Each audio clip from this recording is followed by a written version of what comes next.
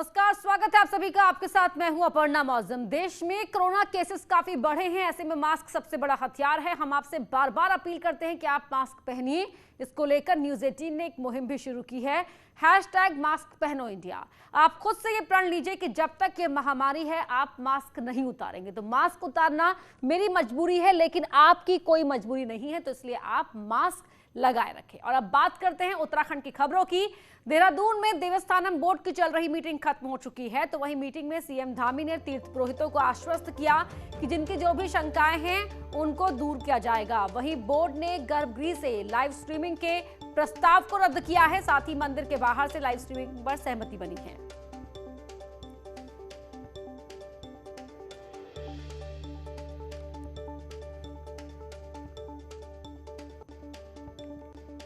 Chardham Devasthanam board की आज मुख्यमंत्री जी की अध्यक्षता में बैठक हुई और उसमें मुख्यमंत्री जी ने स्पष्ट आदेश दिए हैं कि हम सेवा और सहयोग से काम करेंगे और जिनकी भी जो शंकाएं हैं उन शंकाओं को निर्मूल करेंगे। लाइव स्ट्रीमिंग के बारे में ये कहा गया कि भाई जो भी इसके सदस्य हैं वो अपने अपने विचार दे दें।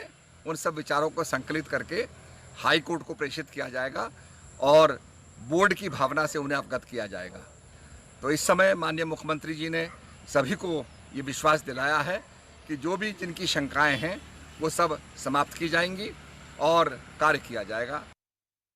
कि जो लाइव स्ट्रीमिंग वाली बात है वो यहाँ की मान्यता और परंपरा इस बात को अलाउ नहीं करती है। जनभावना भी ये है कि लाइव स्ट्रीमिंग बिल्कुल जो गर्भगृह है और जो मंदिर परिसर है अंदर का उसमें नहीं होनी चाहिए। इस भावना से बोर्ड को अवगत कराया गया। बोर्ड से ये रिक्वेस्ट की गई कि बोर्ड इस जो जनभावना है, जो तीर्थ पुरोहित, पंडा समाज, जो हकाकुकधारी पुजारियों की, इनकी जिनकी जो पूरी भावना की लाइव स्ट्रीमिंग नहीं होना चाहिए, यहाँ की परंपरा और मर्यादा इसको अलाउ नहीं करती है, इससे माननीय हाईकोर्ट को अवगत किया जाए। वहीं सीएम धामी ने कहा कि देवस्थानम बोर्ड पर पहले ही कई मत आ चुके हैं, मेरा मत जल्द ही आ जाएगा।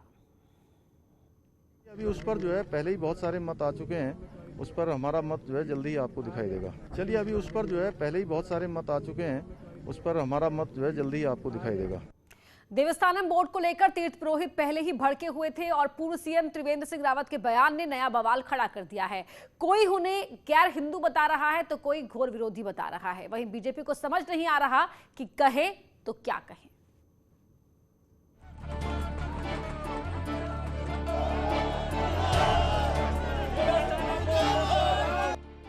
पूर्व सीएम त्रिवेंद्र रावत ने देवस्थानम बोर्ड के विरोध को कांग्रेस का विरोध क्या बताया। चारधाम में हंगामा खड़ा हो गया। किसी ने त्रिवेंद्र रावत को गैर हिंदू बता दिया तो किसी ने कहा कि कोई पुरोहित कांग्रेसी नहीं है। बयान पर बवाल मचा, पुतले चले, हंगामा हुआ तो कांग्रेस को भी हमले का मौका मिल गया।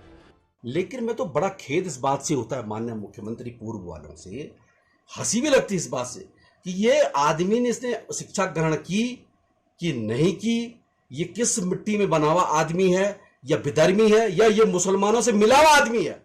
मेरे को तो विश्वास होता है कि ये जरूर भाजपा में जरूर है, लेकिन ये मुसलमानों के द्वारा, इस्लाम धर्म के द्वारा प्लांट किया हुआ आदमी है। तानाशाही पूर्ण रवैया अपना करके देवस्थानम बोर्ड का निर्माण कर दिया। आपके पास बहुमत है तो आप कुछ भी कर लेंगे। बहुत घोर विरोधी हैं तीर्थ पुरोहितों के, पंडा पुरोहितों के त्रिवेंद्र सिंह रावत, और उनको भुगतना पड़ेगा। इसका पूरी भारतीय जनता पार्टी को भुगतना पड़ेगा। कांग्रेस ने त्रिवेंद्र रावत को पंडे पुरोहितों का घोर विरोधी बता दिया तो बीजेपी से मसले पर जवाब देते नहीं बन रहा कि बोर्ड पर कहे तो क्या कहें। उसमें मुख्यमंत्री जी ने भी कहा है और सरकार का बयान भी आया है, तो उसमें मुझे लगता है कि इस रूप में ज्यादा कहने की आवश्यकता नहीं है। देवस्थानम बोर्ड त्रिवेंद्र सरकार ने बनाया, पुनर्विचार की बात तीर्थ रावत सरकार ने की और अब सत्ता में पुष्कर धामी सरकार है।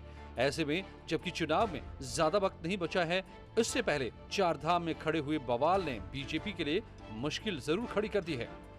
न्यूज 18 के लिए देहरादून से दीपांकर भट्ट की रिपोर्ट। कांवड़ यात्रा रद्द होने के बाद सीएम धामी ने दूसरे राज्यों को गंगा जल उपलब्ध कराने पर कहा कि जो भी केंद्र सरकार के निर्देश होंगे उनका पालन किया जाएगा। वहीं डीजीपी अशोक कुमार का कहना है कि भले अभी तक किसी भी राज्य से गंगा जल की डिमांड नहीं आई हो, लेकिन उन्होंने सभी राज्यों के साथ तालमेल बनाया हुआ है। अगर किसी भी राज्य को गंगा जल की आवश्यकता पड़े तो वो अपने थाने और जिला स्तर पर टैंकर भेजे, जिसको भरने में पुलिस मदद करेगी और फिर अपने इलाकों में गंगा जल को बंटवा दे। ने इतना कहा है कि अगर राज्य के कुछ लोग ये चाहते हैं कि हम तो जलाभिषेक तो सभी अपने मंदिरों में करते हैं, वो चाहते नहीं इस बार गंगा जल से ही जलाभिषेक करेंगे। ऐसा अगर चाहते हैं तो ग्रुप बना करके, मतलब 10-20 गांव थाना लेवल पे, तहसील लेवल पे ग्रुप बना करके अपना, या कांवड़ संघ जो होते हैं उनके भिजवा दें अपना टैंकर 2 आदमी के साथ, उसको हम भरवाने में पूरी मदद करेंगे। ठीक है, गंगा जल भरवा दिया जाएगा, वापस चले जाएंगे वहाँ कहीं एक सेंट्रल जगह खड़ा करके अपना सब लोग जल ले जाएं, जलाभिषेक कर लें। मुफ्त बिजली के मुद्दे को आम आदमी पार्टी लगातार भुनाने में लगी हुई है। इसी मुद्दे को लेकर आम आदमी पार्टी के नेता रिटायर्ड कर्नल अजय कोठियाल के नेतृत्व में कार्यकर्ताओं ने सीएम आवास कूच किया। जब उन्हें सीएम आवास जाने से रोका गया तो वो बीच सड़क पर ही धरने पर बैठ गए। बाद में पुलिस ने अजय कोठियाल का मेडिकल कराकर सिटी मजिस्ट्रेट के सामने पेश किया।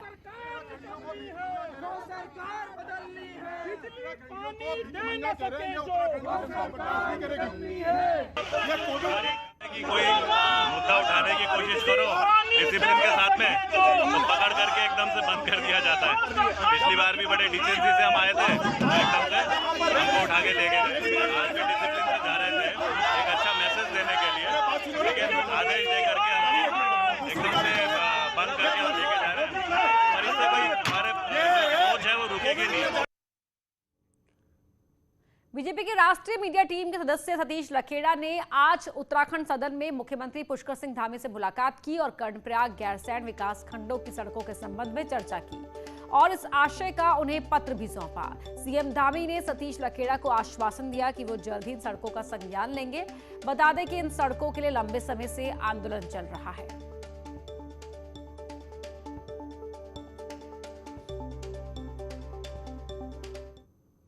प्रभारी सचिव सुशील कुमार को सभी महकमों से हटा दिया गया है। सुशील कुमार के पास आबकारी, खाद्य, राजस्व जैसे बड़े विभाग थे। त्रिवेंद्र सरकार में उन्हें कई अहम विभाग दिए गए, अब उनसे सभी विभाग छीन लिए गए हैं। फिलहाल उन्हें Kumaon commissioner Nainital training academy का चार्ज दिया गया है।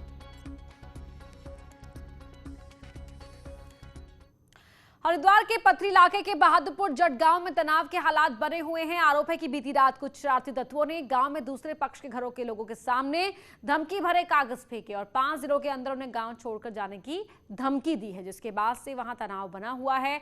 गांव में पुलिस फोर्स को तैनात कर दिया गया है। हालांकि पूरे मामले पर पुलिस अधिकारी कुछ भी बोलने से बच रहे हैं। स्थानीय लोगों का कहना है कि कुछ दिन पहले वो अलग अलग पक्ष के युवक और लड़की ने शादी कर ली, जिसके बाद से ही गाँव में हालात तनावपूर्ण बने हुए हैं।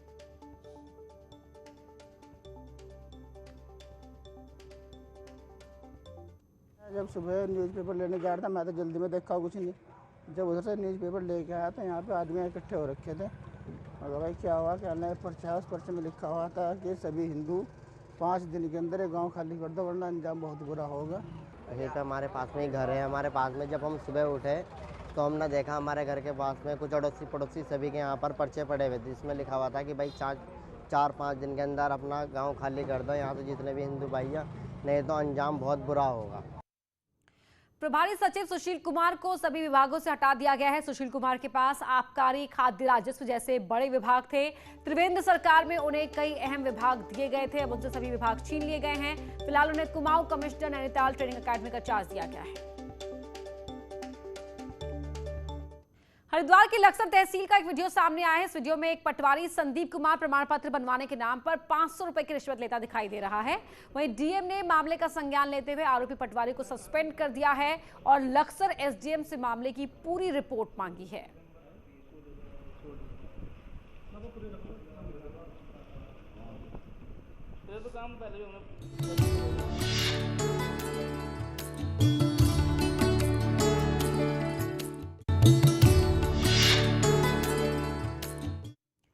हरेला पर्व पर सीएम धामी ने देहरादून के एमडीडीए पार्क सहस्त्रधारा में पीपल के पौधे लगाए और प्रदेशवासियों को हरेला की बधाई दी। इस मौके पर उन्होंने लोगों से पौधे लगाने और उनके संरक्षण की अपील की। सीएम पुष्कर सिंह धामी ने कहा कि उन्हें लोग गुलदस्ता देने के बजाय पौधे भेंट करें।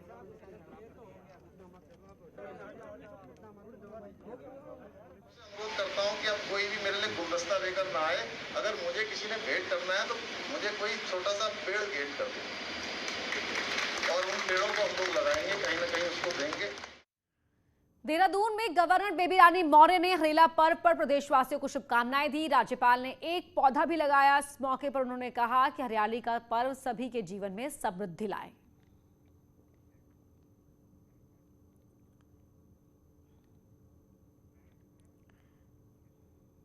वहीं देहरादून में प्रदेश बीजेपी अध्यक्ष मदन कौशिक ने भी पौधे लगाए और लोगों से भी पौधे लगाने की अपील की। मदन कौशिक ने प्रदेशवासियों को हरेला पर्व की बधाई भी दी।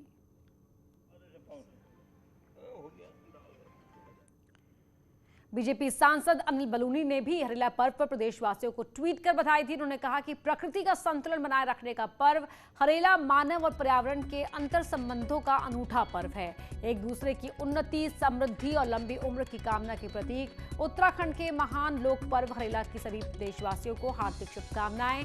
आज पौधारोपण कर धरती को हरा भरा रखने का संकल्प लिया।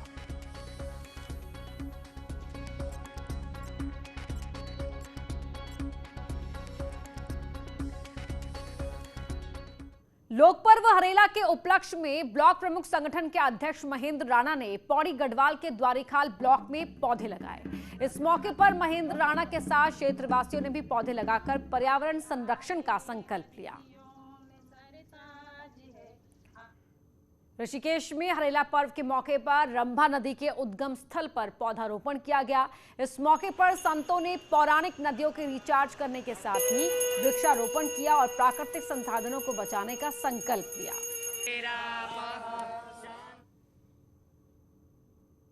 हरेला पर्व पर हरिद्वार में वन विभाग ने गंगा तट पर गंगा वाटिका की शुरुआत की। इस मौके पर मंत्री यतीश्वरानंद ने भी पौधारोपण किया। इस मौके पर उन्होंने लोगों से 10 पौधे लगाने का संकल्प लेने की अपील की और हरेला की बधाई दी।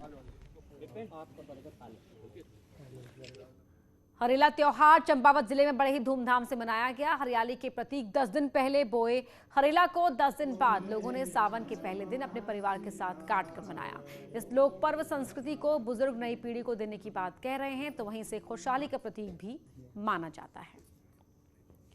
आज पूरे प्रदेश में हरेला का त्योहार धूमधाम से मनाया गया। पहाड़ी संस्कृति का प्रतीक और परंपरा का ये त्योहार पहाड़ की अनोखी पहचान है।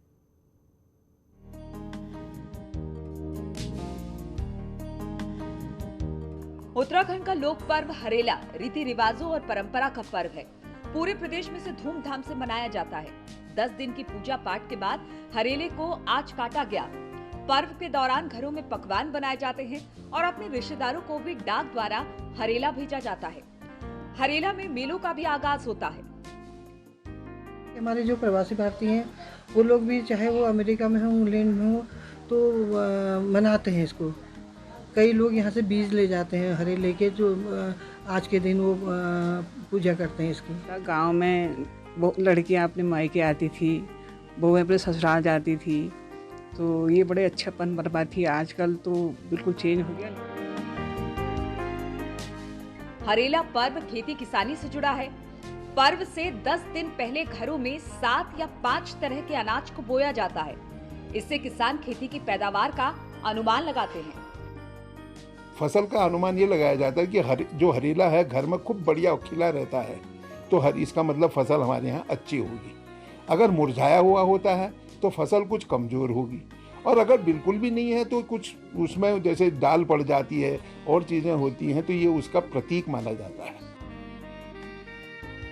वक्त के साथ पहाड़ की परंपराओं में भी बदलाव आया, लेकिन इसके बावजूद स्थानीय लोग अपनी इस धरोहर को बचाए हुए हैं। वीरेंद्र बिष्ट, न्यूज़ 18, नैनीताल। यहाँ रुक एक छोटे से ब्रेक के, लेकिन उससे पहले हम आपको बता दें, एक बार फिर से याद दिला दें कि देश में कोरोना के मामले काफी बढ़े हैं। ऐसे में मास्क सबसे बड़ा हथियार है। बार बार आपसे अपील करते हैं कि आप मास्क पहनिए। इसको लेकर न्यूज 18 ने एक मुहिम भी शुरू की है, #मास्क पहनो इंडिया। आप खुद से ये प्रण लीजिए कि जब तक ये महामारी है आप मास्क नहीं उतारेंगे।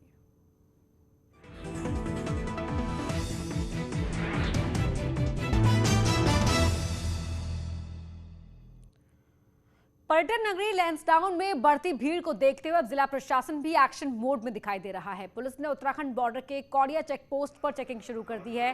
बिना कोविड रिपोर्ट के उत्तराखंड में आने वाले टूरिस्ट को उत्तराखंड में एंट्री नहीं दी जा रही।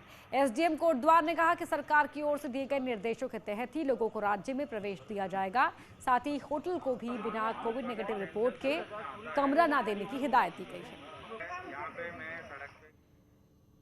टिहरी जिले के प्रतापनगर और धौलधार क्षेत्र में बरसात के चलते आए दिन सड़क बंद हो जाती है, जिसके कारण जरूरी सामान और राशन के लिए गांव वालों को खासी दिक्कत उठानी पड़ती है। इसको देखते हुए खाद्य पूर्ति विभाग द्वारा दूरस्थ क्षेत्रों के ऐसे में 10 केंद्रों पर 3 महीने का राशन एडवांस में पहुंचा दिया गया है। पौड़ी के कई गांव में आजादी के बाद से आज तक सड़क नहीं पहुंची है। ली, पोखरी, धारी और नाई गांव के लोग दुर्गम सफर तय कर मरीजों को अस्पताल तक ले जाते हैं। ग्रामीणों ने जिला प्रशासन से 4 साल पहले मंजूर सड़क निर्माण न शुरू करने पर आंदोलन की चेतावनी दी है। उत्तराखंड की खबरों में फिलहाल इतना ही। आगे देखिए महाबहस।